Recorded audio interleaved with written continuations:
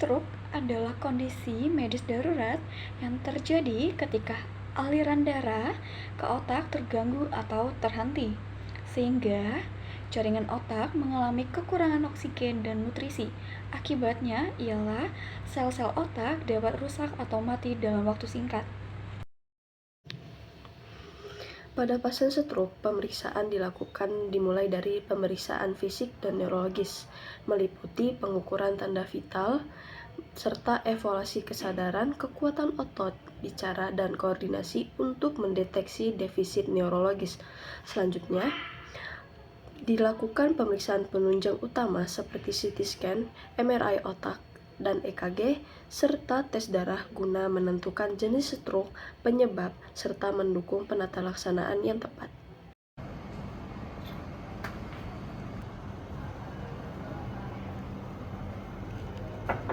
Assalamualaikum, permisi. Silakan. Silakan duduk, Mbak. Baik, terima kasih.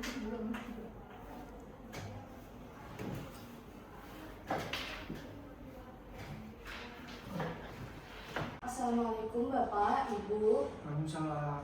Perkenalkan kami dari tim tenaga medis desa. Saya perawat Alia, ditemani guru saya Bidan Reva. Jadi di sini kita akan melakukan pendidikan kesehatan ya Pak. Apakah benar ini dengan keluarga Bapak Rahmat? Betul. Baik, benar ya Pak dengan keluarga Bapak Rahmat. Nah, kami ini mendapatkan data dari desa bahwasanya ada salah satu keluarga dari Bapak Rahmat yang terkena stroke ya. Kalau boleh tahu itu siapanya ya Pak? Istri saya, Mbak, yang terkena stroke. Baik, istrinya Mas ya. Kalau boleh tahu itu sejak kapan ya gejala awal yang muncul itu seperti apa kalau boleh tahu? Pertama kali kurang lebih sudah 6 bulan yang lalu, Mbak. Nah, terus ya gejala awalnya itu mukanya tiba-tiba kelihatan tidak simetris, terus bicaranya itu mulai agak belok gitu, Mbak. Jadi ya itu mukanya tidak simetris sama bicaranya agak belok. Sebelumnya Bapak dan Ibu tahu nggak apa itu stroke? Kurang tahu, Mbak. Nah, jadi stroke adalah gangguan yang terjadi pada fungsi otak dengan adanya tanda klinis yang berlangsung dalam waktu lama, yaitu lebih dari 24 jam. Itu pelonya itu terus menerus ya berarti. Ya, mulai dari awal itu langsung terus menerus gitu, Mbak. Sebelumnya itu udah dibawa ke rumah sakit belum? Belum, karena nggak tahu kalau itu stroke itu. Baik, tanda-tanda yang terjadi pada stroke itu bisa lemas secara tiba-tiba merasa bingung, lalu mendadak mengalami gangguan penglihatan, terus sakit kepala, susah tidur, begitu. Selanjutnya itu ada gejala. Nah, gejalanya itu kehilangan kekuatan atau kelemahan wajah, lengan atau kaki. Seperti yang Bapak sebutkan tadi bahwa istri Bapak itu mukanya tidak simetris ya. Yang kedua itu kesulitan berjalan atau menjaga keseimbangan. Yang ketiga, kesulitan berbicara atau memahami bahasa seperti yang Bapak sebutkan tadi, pelo. Itu juga masuk ke dalam gejala yang terjadi pada pasien stroke.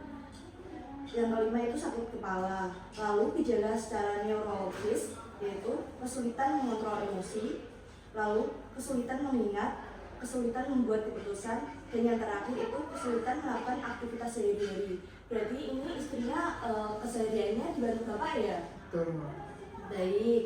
Nah, jadi selanjutnya karena kan Bapak belum membawa istri Bapak ke rumah sakit. Nah, kita ada pendidikan kesehatan mengenai pencegahan primer stroke sebelum masuk ke rumah sakit. Nanti akan dijelaskan oleh Bidan Reva. Baik, nah pencegahan sebelum Bapak membawa istri Bapak ke rumah sakit itu ada beberapa Pak. Yang pertama itu kontrol tekanan darah secara rutin. Yang kedua itu menjaga pola makan. Istri Bapak dijaga pola makannya seperti itu. Nah, yang nomor 3 itu ada aktivitas teratur minimal 30 menit sehari, misalnya diajak jalan kemana aja terserah Bapak. Ya, betul. Nah, lalu selanjutnya itu nomor 4 ada hentikan merokok. Ibunya pasti nggak merokok ya Pak ya. Nah, lalu selanjutnya kelola penyakit penyerta seperti diabetes, kolesterol, penyakit jantung. Apakah ibunya memiliki penyakit yang sudah saya sebutkan tadi Pak? Tidak ya Pak? Tidak. Belum terkaji? Belum tahu ya. Oh, belum tahu. Baik, nanti bisa di berobat sekalian dicek seperti itu. Nah, selanjutnya kenali gejala stroke fast agar segera mencari pertolongan jika itu muncul. Nah, Bapak harus segera membawa istri Bapak ke Vaskes terdekat. Baik, Mbak. Baik Bapak, kan kami sudah menjelaskan mengenai stroke, tanda dan gejala, serta pencegahan primer sebelum masuk ke rumah sakit. Apakah ada yang ingin ditanyakan Pak? Berarti ini istri saya langsung sesegera mungkin saya bawa ke rumah sakit untuk periksa itu ya, Mbak? Ya, kan ini kan baru gejala awal ya Pak. Seperti yang saya sebutkan tadi kan ada di istri Bapak. Nah nantinya Bapak bisa membawa istri Bapak berobat ke rumah sakit gitu. Baik.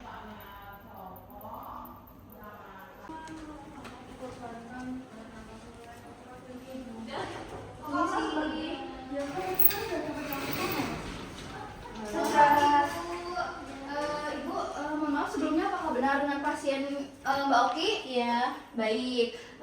Ibu perkenalkan, saya Dr. Epi. Di sini saya yang akan memeriksa Ibu pada pagi hari ini. Untuk itu, Mbak Oki, kabarnya gimana Mbak hari ini Mbak?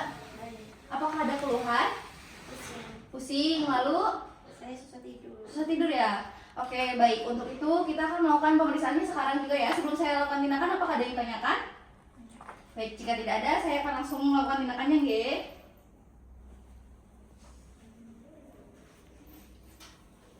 Maaf ya, Mbak.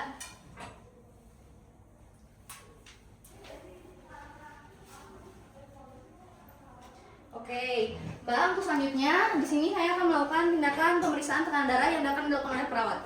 Permisi ya Bu.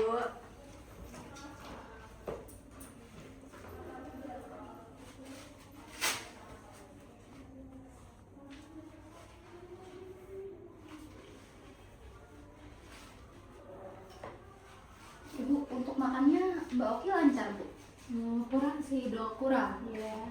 Lalu ada keluhan yang lainnya nggak kalau misalkan dari keluarga?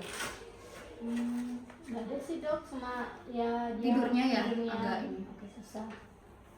Untuk beraktivitas susah, Bu? Iya. Oke, baik Ibu Oki, ini didapatkan hasil tensinya 140 per 100 ya Bu. Karena mungkin tadi Ibu Oki bilang karena kepalanya sakit ya Bu. Ya. Oke.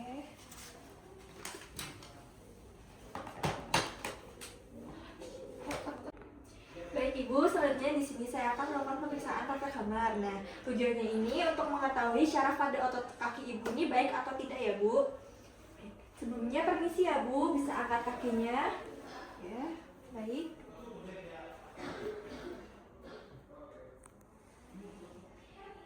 Saat saya pukul, Ibu bisa bilang terlalu keras atau tidak ya Bu. Takutnya nanti Ibu merasa sakit. Oke, baik.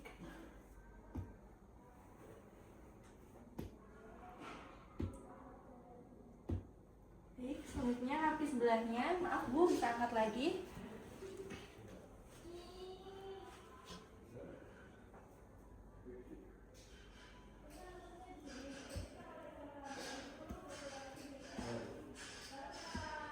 Sudah, selanjutnya di bagian tangan Ibu.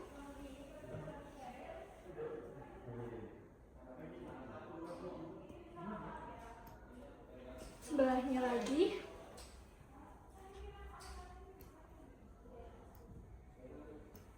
Sudah. Baik Ibu, pemeriksaan sudah saya lakukan. Bagaimana perasaannya? Baik. Baik Ibu, kalau boleh tahu, adakah riwayat penyakit dari keluarga seperti diabetes atau hipertensi atau yang lainnya? Belum ada sih. Tidak ada dok. ya. Oke. Untuk itu, kalau misalkan saya boleh tahu, jadwal rutinan kontrol Mbak Oki ini dalam sebulan berapa kali, Bu? 1 bulan 2 kali. 1 bulan 2 kali ya Bu ya. Oke. Oke, baik Ibu, mungkin saya sarankan kepada Ibu untuk melakukan kontrol rutin ya Bu ya. Ini juga demi kesembuhannya Mbak Oki. Saya harap kontrol ini tidak ditinggalkan oleh Ibu ya Bu ya. Untuk selanjutnya mungkin obatnya juga jangan lupa diminum. Lalu untuk makanan tolong ya Bu ya, karena Mbak Oki ini diingat sangat membutuhkan keluarga, karena di sini peran keluarga sangatlah penting buat Mbak Oki. Terus untuk selanjutnya kebersihan Mbak Oki tolong ya Bu untuk di bersihkan gitu untuk mandinya, atau mau BAB, BAK-nya tolong dibantu nggih Bu. Terima kasih atas kunjungannya. Sama-sama Bapak, semoga sedikit ilmu yang kita berikan ke keluarga Bapak nantinya bisa bermanfaat kepada Bapak untuk lebih tahu mengenai stroke dan cara penanganannya secara primer sebelum masuk ke rumah sakit ya Pak. Kami izin pulang terlebih dahulu ya Pak, dikarenakan kami ada urusan lagi di kantor. Ya, Mbak. Selamat pagi Selamat Pak. pagi. Silakan Mbak, terima Monggo, kasih banyak Pak. atas meluangkan waktunya. Assalamualaikum, waalaikumsalam. Lalu Bandung.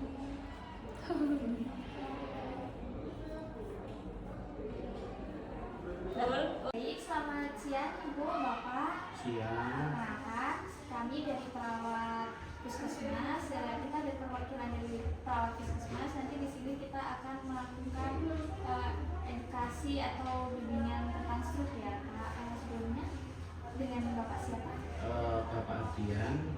Baik, dengan keluarga Bapak Adrian ya. Lalu karena ini kemarin dari catatan medis itu di keluarga Bapak ada yang mengalami stroke ya. Benar. Kalau boleh tahu itu siapa? Itu istri saya. Oke. Iya. Kemarin itu kalau boleh tahu berapa lama Bapak? Seminggu. Seminggu. Iya. Terus sekarang kondisinya gimana? Masih dalam posisi? Bicaranya KPU. Oh, masih KPU. Jadi nanti kita kan perwakilan dari puskesmas ya Pak. Nanti di sini kita akan mengajarkan hal beberapa langkah-langkah gitu ya Pak untuk melakukan pencegahan agar tidak terjadi stroke berulang gitu atau menjadi kecacatan gitu ya Pak. Apakah Bapak bersedia? Sedia. Jadi saya akan bertanya dengan teman saya. Yang saya sendiri perawat Nani. Baik Bapak, untuk pencegahan stroke berulang di sini tuh ada yang pertama satu konsumsi obat secara teratur ya Pak ya, agar tidak terjadinya stroke berulang. Kedua, rehabilitas berkualitas kesehatan fisik, diajak berbicara, terus terapkan okupasi biar pasien tuh bisa mandiri kembali. Ketiga, modifikasi rumah, pasang pengaman, hindari latihan licin dan pencahayaan yang cukup ya Pak ya. Lalu yang keempat, ada pola hidup sehat jangka panjang, yaitu diet garam, aktivitas fisik. Kelima, dukungan emosional dari keluarga untuk mencegah depresi, untuk mencegah terjadinya stroke berulang ya Pak ya. Baik. Yang keenam, waspadai gejala stroke berulang seperti wajah lincah atau berbicara pelor dan kelemahan mendadak ya Pak ya. Baik. Jadi nanti kalau misalkan Bapak menemukan gejala-gejala stroke berulang itu seperti tadi ya yang tadi disebutkan rekan saya itu seperti wajah mencong, bicara pelo dan kelemahan mendadak, itu nanti Bapak bisa langsung membawa Ibu Oki ini langsung ke vaskes terdekat gitu ya Pak, untuk Baik, ngecek sis. kondisinya gitu untuk mencegah agar tidak terjadi stroke berulang gitu. Baik, sus. Ini sudah selesai, apakah ada yang mau ditanyakan? Sebenarnya belum. Ada, kita mau izin ya kembali ke puskesmas dan melanjutkan kegiatan selanjutnya. Baik, sus. Terima kasih.